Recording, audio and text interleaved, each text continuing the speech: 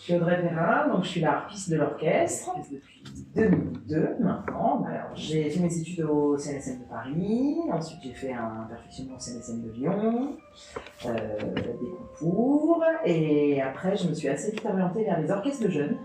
Parce qu'étant harpiste, effectivement, on avait assez peu d'opportunités de jouer en orchestre, même au CNSM.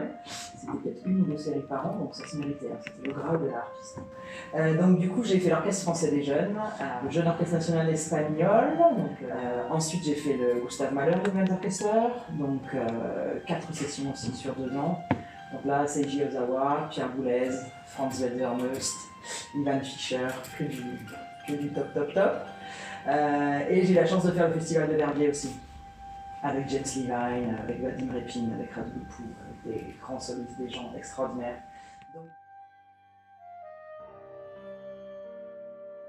C'est avant tout le côté humain, l'expérience humaine que je retiens, parce qu'effectivement, c'est mon port d'attache. Et c'est l'extrême solidarité et l'extrême communion artistique qu'on peut avoir avec nos collègues. On est sur le même socle, on parle la même langue, on est sur la même base. La force des orchestres associatifs, c'est ça.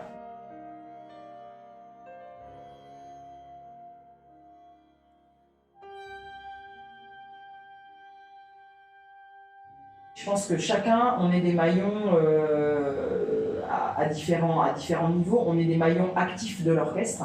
Il se trouve qu'il y a un moment où j'ai eu envie de m'engager plus, d'aller plus avant dans l'engagement. On voit tout l'investissement énorme qui va autour de chaque projet. Parce que c'est ça en fait, chaque projet est mu par une énergie colossale.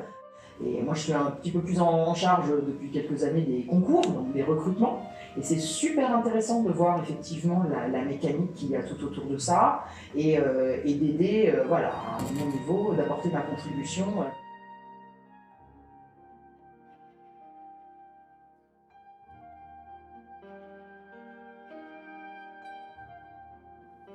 Moi j'ai eu la chance de travailler avec des femmes chefs comme Simone Young, voilà, des femmes qui sont un petit peu plus âgées, qui ont déjà une carrière bien installée. Et c'est vrai qu'on voit la jeune chef vénézuélienne, là on voit une jeune garde qui monte, de jeunes femmes chefs qui sont extrêmement énergiques, qui ont une force de proposition énorme.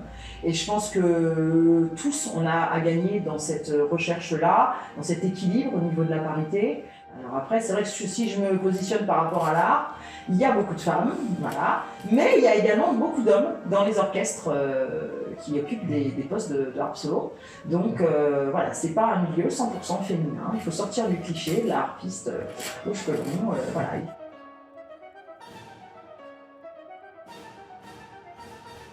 Nous, il y a quand même une programmation qui est régulière en termes de musique contemporaine, et je pense que pour notre public, c'est important aussi.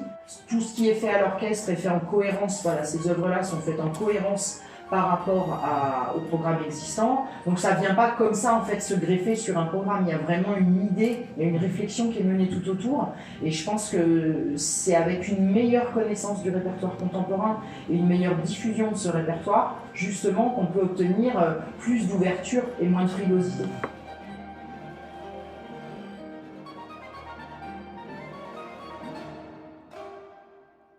Alors j'hésite pas un instant, c'est la 5e du Malheur. J'hésite pas un instant. Tout simplement parce qu'on avait très envie de la jouer là, avec la crise sanitaire, on a empêché sa réalisation. Parce que c'est, à mon sens, ce que Mahler a écrit le plus beau pour la harpe. Alors là, je prêche aussi pour ma paroisse, mais bon, voilà. C'est l'adagietto, c'est le 4e mouvement de la symphonie, et c'est ce qui, voilà. C'est pour moi le Graal. Ce que je lui souhaite, c'est de continuer sur cette lancée en fait de diversité, de création, de richesse, et surtout voilà, d'amener des générations de jeunes musiciens. Moi je suis entrée à l'orchestre, j'étais jeune, et avoir effectivement cette perspective de fougue, de jeunesse qui arrive, porteuse de projets, porteuse d'énormément d'idées aussi. Et donc je lui souhaite une longévité au moins aussi longue que celle qu'elle a déjà eue.